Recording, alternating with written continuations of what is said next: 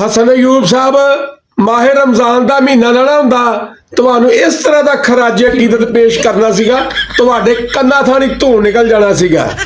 कहता परवेज खटक तहरीक इंसाफ के अंदर के बंदे हैं, वो पीटीआई में डेंट डाल सकते हैं। ला सुभान अल्लाह, वो जड़ा इनू साइयां ने इलैक्शन दे विच डेंट पवाया ये हाली तक कोई नहीं कटवा सकिया।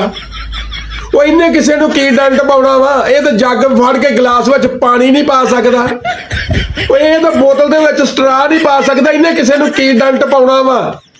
यकीन करियो ये तो कोई चीज़ भारी चुक लवे मूँह भर जा डिग पैंदा वा।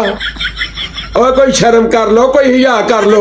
जिन्नी रोज तिरना हुंदी है, जिन्नी इहदे नाल हुंदी है, तुहाडी थां ते कोई होर बंदा हुंदा ना ते यकीन करियो 2 घुट सिगरट ला के ना ते किसे चलदे दरिया दे विच छाल मार दिंदा, होर कुछ नहीं ते किसे सुक्की नहर दे विच छाल मार के रगड़ा ही लवा लैंदा।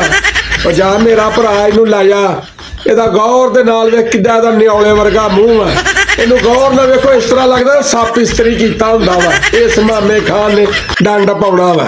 ਉਹ ਜਾ